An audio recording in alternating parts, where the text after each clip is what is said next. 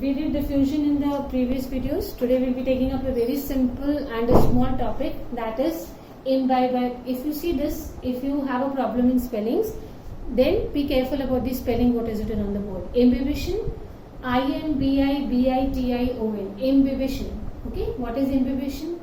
This is a special type of diffusion. I-M-B-I-B-I-T-I-O-N, imbibition.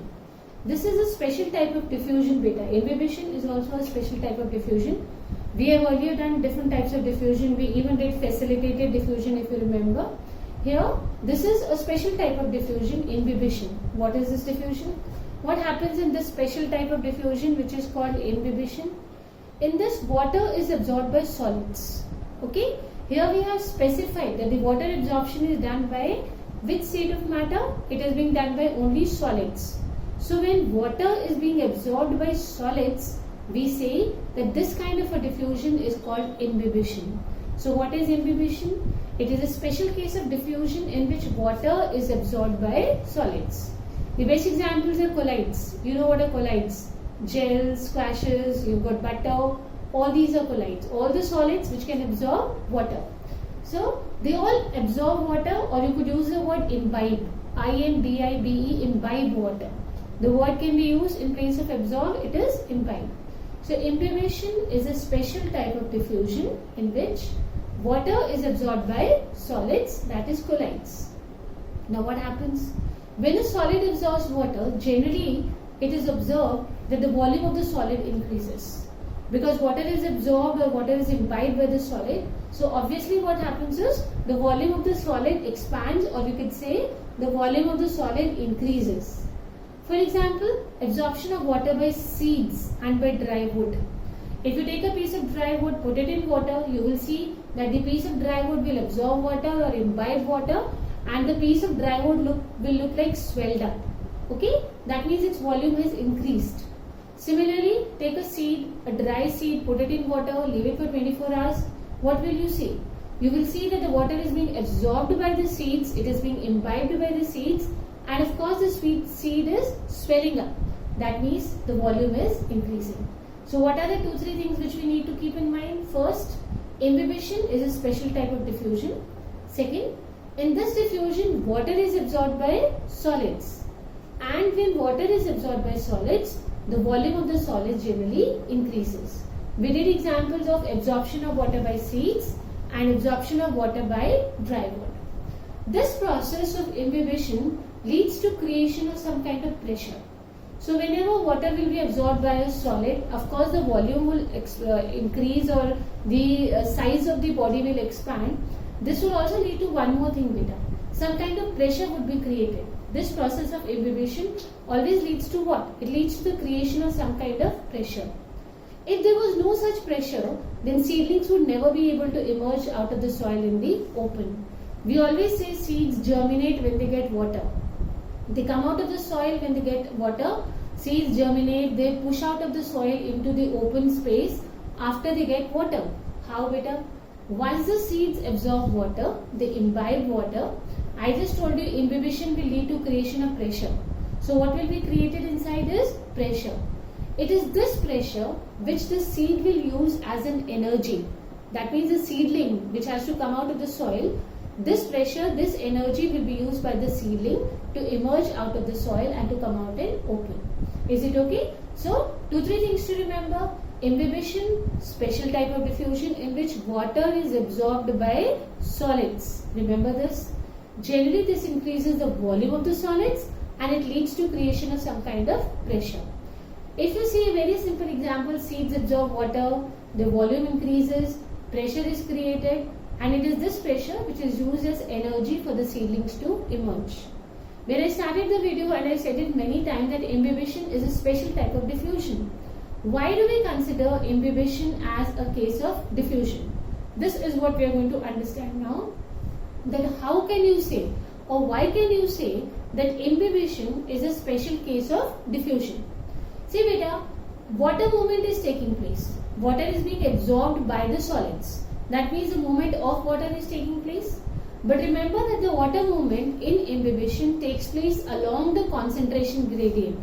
It is not against the concentration gradient, it is along the concentration gradient That means it is always from the high concentration to low concentration. That is why, because the water movement is along the concentration gradient, it is moving from high concentration to low concentration, we say that imbibition is a special case of diffusion. Very simple is this one marker. If I ask you, why is imbibition considered a case of diffusion? The answer is pretty simple. Imbibition is a special case of diffusion because the water movement is taking place along the concentration gradient. That means the water is moving from high concentration to low concentration. Now let's prove this. We know dry seeds, they have no water. That is the reason they immediately absorb water. That means water is moving from high concentration to low concentration.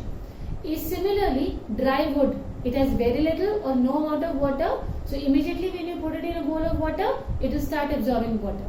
What are we trying to prove with these examples? That water movement is along the concentration gradient. That is, it is moving from high concentration to low concentration. I also told you that whenever we have imbibition, some kind of pressure is produced. The pressure produced by swelling of the wood. As I told you, some pressure is created when the seeds absorb water, and that pressure is used as an energy for seedlings to emerge. This knowledge that imbibition creates pressure was even known to our ancestors. In prehistoric times, man, what did they do? They utilized this energy. How did they use this energy? They utilized the pressure produced by the swelling of the wood for splitting of rocks. Okay? For splitting of rocks. If they wanted to split rocks and create pressure to split the rocks, to break the rocks, they utilized this swelling of the wood. They took dry wood and soaked it in water, and then with the help of this they put it between the rocks. What will happen?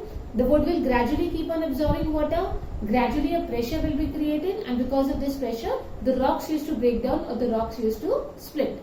So this pressure was even used by the prehistoric man to split rocks. The water potential gradient between the absorbent and the liquid absorbed is very essential for imbibition. Very essential, it's a very important criteria, it is a basic criteria, it's an essential criteria, because without a gradient of water potential, imbibition will not take place. Means, if there is a gradient, there is a difference in concentration. When I say water potential gradient, I mean there is a difference in concentration of water.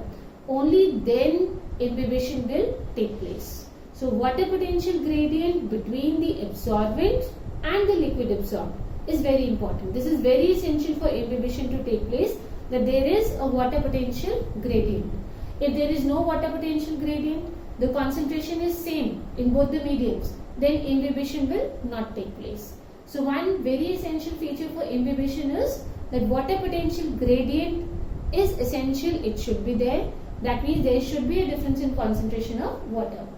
Also, for any substance to absorb a liquid or to imbibe a liquid, there should also be an affinity between the absorbent and the liquid. Affinity, liking, capacity to absorb, there should be an affinity between the absorbent and the liquid. It is not that all solids will absorb all liquids. Some solids have an affinity for certain liquids. All solids will not absorb all liquids. They will not imbibe all liquids.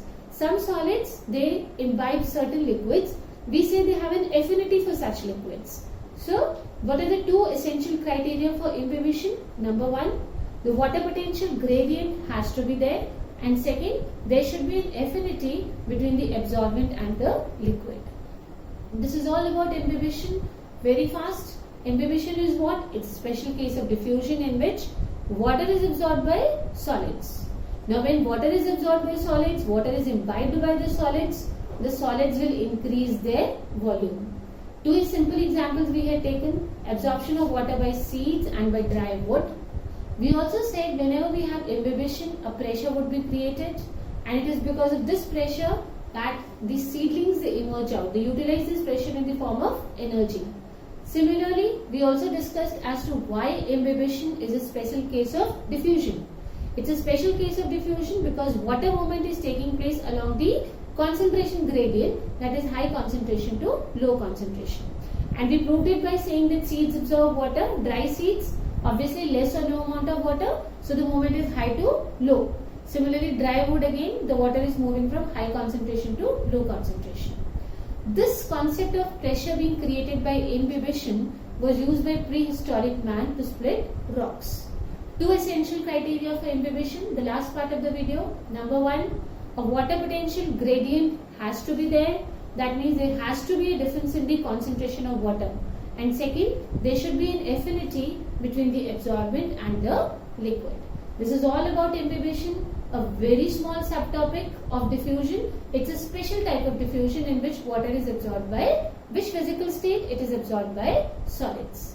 You must have seen so many solids around you in your daily life. You've got butter, you've got gels, you've got creams. They all absorb water. So these are all examples. You call them as colloids in daily use. They are all what? They are all cases of imbibition. They have an affinity for certain liquids, so they absorb them. So this is all about imbibition. Thank you.